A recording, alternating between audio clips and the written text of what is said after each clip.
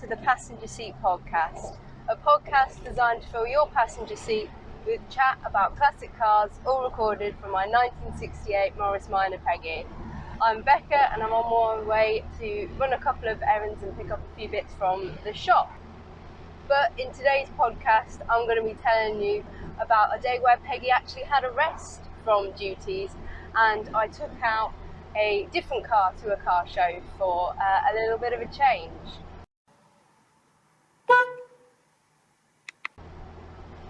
So if you're an avid listener to the podcast, you might remember that a few weeks back Peggy had quite a busy time of it. She'd just covered over 800 miles with a trip to the Lake District and around, and you'll have seen 2 podcasts about that trip now. And then we came back, we had to clean her up, spruce her up, because a friend of mine wanted dropping off at her wedding. And then following on from that, there was a show the following day. So this would be the Sunday following our holiday. And it's a show that I've been going to for quite a few years with my family and really love it, but unfortunately the last 2 years it had been cancelled for COVID. And being such a show on such a big scale that it is, but actually quite a local show, organising such things with COVID and things had proved quite difficult, so they hadn't had it on last year at all. So during my ownership of Peggy, she's not actually been able to go to this show, either because of COVID or because I struggled to get hold or work out how I could get my car there without being part of a club. But as it was, I was pretty pleased to give her a break with the timings of our holiday, and I know who to contact for next year to get her on the Morris Minor stand there. But as I've been going for a few years with my family, I'd been going with the Singer Owners Club, who we've had people off of that club on the podcast before, and Dad had booked in 2 cars on that stand. So he and my mum went along in Emma, this 1931 Singer Junior, and I was handed the keys to Lulu, the Singer Chamois, who you might be familiar with on the channel because I had the joy of doing a bit of driving in her while Jamie took the wheels of Peggy during the Singer Owners Club National Weekend earlier in the podcast. She's a lovely little Singer Chamois Coupe, and she was in charge of transporting myself, my sister and her boyfriend to the Kimbolton Country Fayre. And it was a very pleasant drive over. We were in convoy, obviously, with my parents, so we enjoyed quite leisurely 1930s paces along a small part of the Ep14 before we went through a couple of the villages to get to the show. The show actually has quite a robust system for getting cars into the grounds with as little kind of disruption to the local populace as possible, and they've got quite a lot of people in high-vis jackets directing traffic as you go in, and then from there you're kind of divided into lots of little lanes depending on where your stand is that you're based. And it takes place on the grounds of Kimbolton School. It's a huge area that's kind of quite diverse in terms of landscape. It's not just kind of a big school field. It's got quite a lot of wooded areas as well, which made for some quite nice and much welcome shade whilst you were walking around the cars, because it was an incredibly hot day. We'll get to that in a minute though. So we eventually get ourselves towards where the Singer Owners Club stand was. They were in an area that was quite open, but the club is quite well equipped and prepared for this show. It's a big one in their local calendar for the local kind of branch, and they had already assembled the gazebo, set up the tea station and various deck chairs, and we unpacked ourselves from the cars and took shelter in the gazebo to get ourselves a drink and kind of catch up with people, having been almost a month at this point since the national weekend, and these being kind of the local people that we know quite well.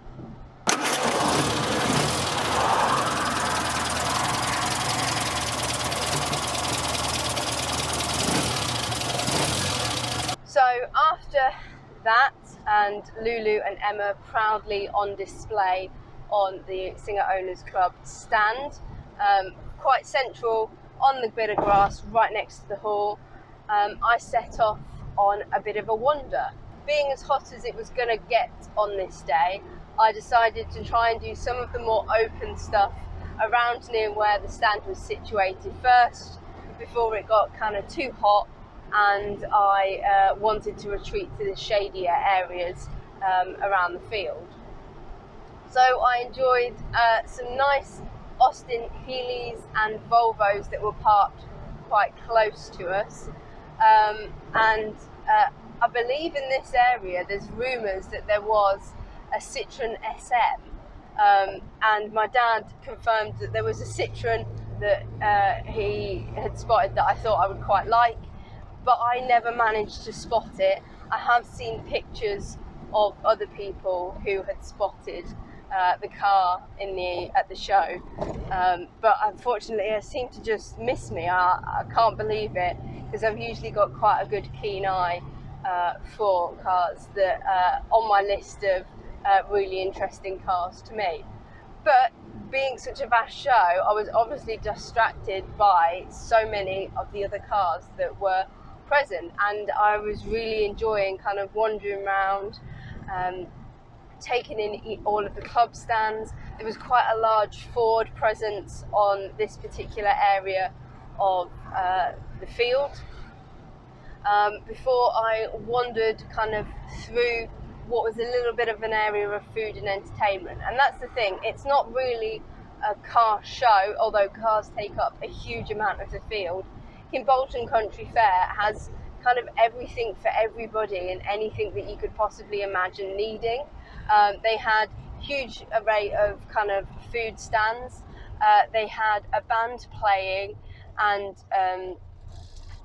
2 times during the day there was actually swing dancers displaying kind of their experience to appropriate jazz music played by the band.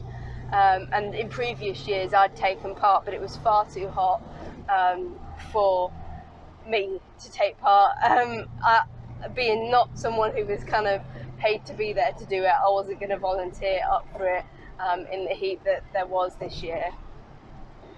They've got kind of fairground games and a few small fairground rides. They've got a load of market stalls that you can walk around that have everything from automotive books to the Royal Legion to ladies' clothes, cakes, more kind of local produce food that you might be interested in. The Sporting Bears have a stand there, and this was actually one of the places that I'd first heard about the Sporting Bears, because I remember them doing their rides from this event from a few years back. So there's loads of things going on as well as the cars. There's a big arena in the centre where they had kind of stunts, dogs doing tricks, and usually some reenactors as well. So loads of things going on, but as well as that, just a fantastic array of cars.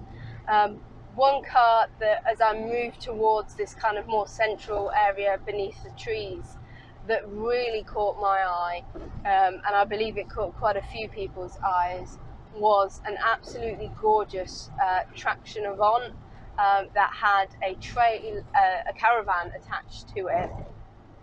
that was a 1930s replica caravan. So I had a lovely chat with the man and his wife who it belonged to, and they'd had the traction avant for a really long time, and that had been initially what had caught my eye. But then when you got closer to the caravan, you realised that it was really quite something special, and I believe would probably pique the interest of Cameron from Not Another White Box, because what it was a marine ply built replica of a 1930s caravan that was built exactly to original plans, because they were of the understanding that kind of none existed, and I'm in no position to challenge. None of them still existed. So their friend had made one for their own classic car to tow, and they'd fallen in love with it. So, being what sounds like the absolutely amazing friend that they were, they made one as well for them. And it just looked like the most beautiful setup. It had a gorgeous little awning that came out of it that was all period, and the inside all tied in gorgeously. And there was a little traction avant model with a matching towing caravan inside. It was beautifully put together, and they even had a silver dustpan and brush for sweeping up the crumbs from the biscuits and sandwiches that the wife was making. Absolutely gorgeous. Really loved that, and the guy could see that I was very intrigued with it, and happily let me have a little nosy inside. And the best part is that he told me that they very frequently use it, they camp in it all the time, and it was just the perfect little setup for them. Also on a day like it was, where it was super hot, they had kind of brought their own little shade shelter with them.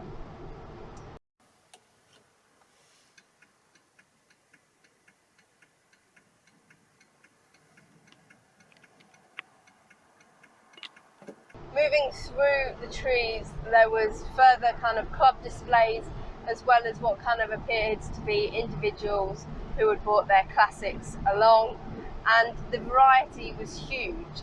You had things like the Audi A2 owners club parked next to hot rods, parked next to early Austins, and also a beautiful Austin Princess limousine that was just absolutely stunning. It was still in its original paintwork and completely original inside as well.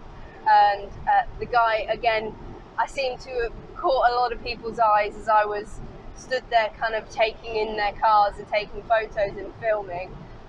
They came up and had a really good chat to me about their car, if they'd noticed I've been hanging around, and he opened the doors up for me to have a really good look inside at the kind of folding seats and picnic benches as well.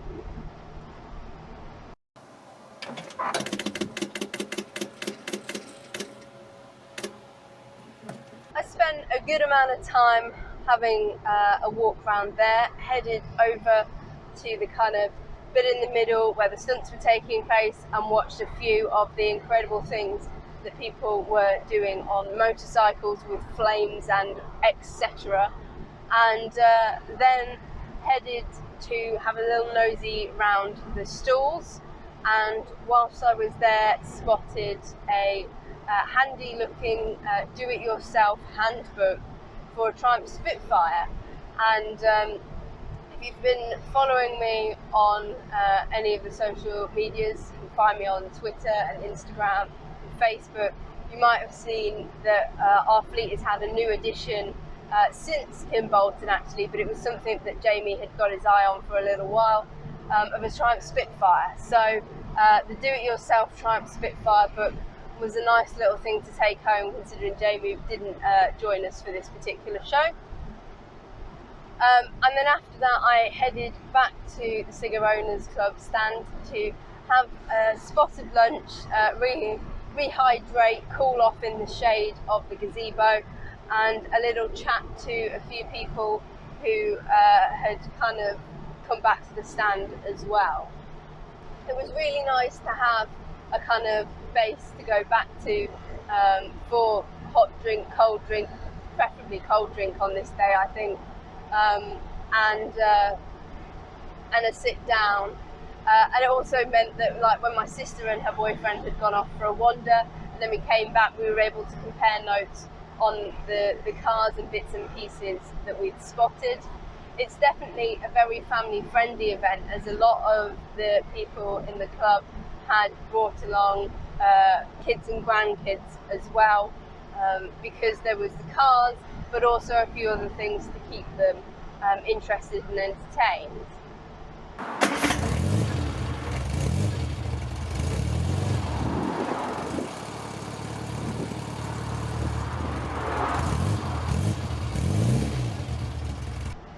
After lunch, I was back out, and I started off with going into the actual building on the site to have a little wander around the arts and crafts fair that they have inside, because it was nice and cool in there, but also there were some really beautiful pieces, and while I didn't spend any money at this time, there were certainly a few things that caught my eye that I'm got business cards for and are thinking about for future.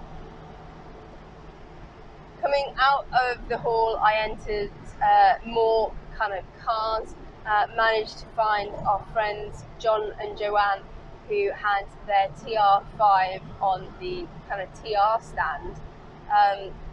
But interestingly, on their stand, there was also an automatic Morris Minor, which is not something you see or hear of every day, and was very beautifully put together, and was quite an interesting thing to have a look round, and was really quite a subtle little modification that obviously made the car more usable for the owners. So quite an interesting little thing there. Wandering through this way, I managed to find quite a few more Morris Minors. It was the Northampton, Cambridge and Bedford branch who had all got together to have a section of the field to display the Morris Minors.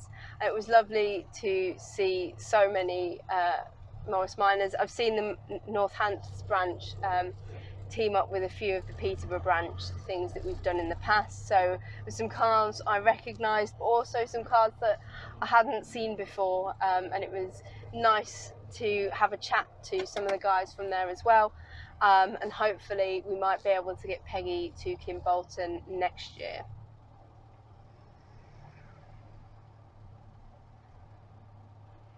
Further down that field there was Triumph Stags, a huge Lotus Club presence, which is always very popular with Jamie when he's come to the show in the past. Their club stand is always very good. Collection of various minis, and my sister actually took a seat in a classic mini for the first time, as she's considering a classic herself in the not too far distant future, and the club was very amenable to letting her sit in a mini to work out whether something like a Riley Elf would be of interest and suitable and comfortable for her to sit in. So that was really nice of them. As I was walking past this section, there was some kind of dogs in the main arena in the middle, doing some fantastic kind of training and tricks and things like that. It's usually a large troop of beagles that you can hear woofing away at the edge of the field. So nice to kind of see them out and about and doing their thing again. It was as I started to wind my way back up through the cars on the kind of side of the arena in the middle that I'd kind of already done, but there were still some things that I hadn't fully spotted, to be honest with you. It was as I was winding up through there, I actually spotted Chris's Capri. Chris and I had ended up parked next to each other in a local Tesco's not long before the holiday that I'd gone on, and it was nice to see his Capri. He'd seen on my Instagram stories that I was there but hadn't found Peggy, so So it was nice to see his car out and about again. But I didn't actually manage to spot him either, so we must have kept missing each other as we were walking round. I managed to catch a glimpse of some of the dancers doing their wonderful work with the band there. It's always an excellent band, and if it's not too hot, it's well worth, or even if you're worth braving the heat, to go and watch that local dance group.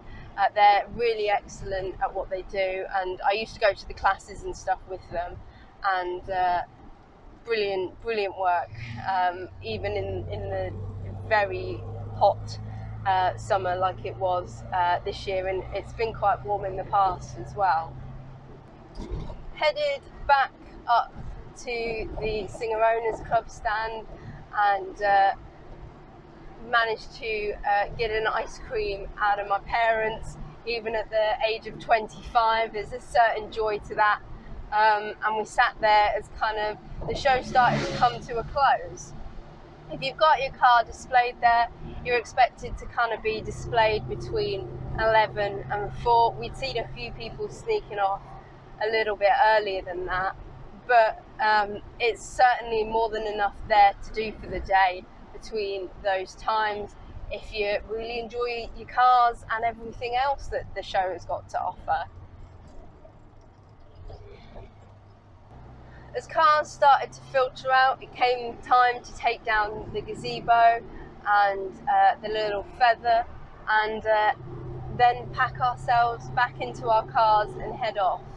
I know that on this particular Sunday there was a lot of really popular shows on elsewhere in the country, but having been away for 2 years, this show was really good to go back to, and I think it will be one that I would pick over other things that sometimes fall on that Sunday again in the future, because it's really nice. I can't beat the convenience of it, and the variety there is just brilliant.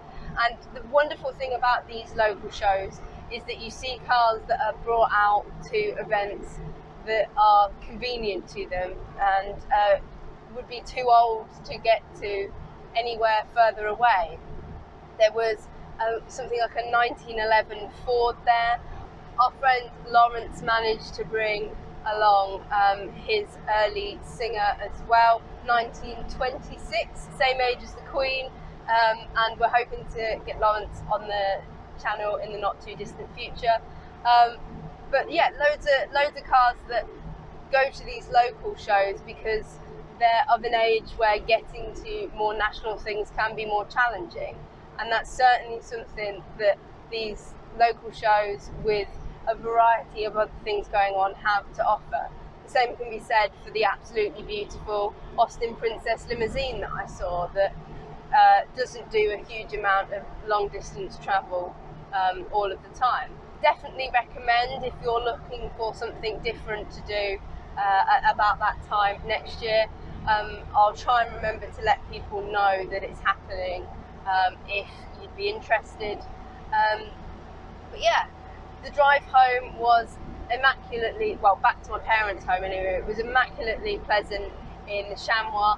I know that there's a few people that are really keen for me to do a little video and podcast about the experiences of driving that car. It is hugely fun, as all Hillman-based cars apparently are, and it's on my list of to-dos, I assure you. So make sure that you're subscribed or following on whatever platform you get this podcast on, and it will be along in the not too distant future. But in the meantime, I hope you've enjoyed hearing about Kimbolton Country Fayre, and drive safely and happy motoring.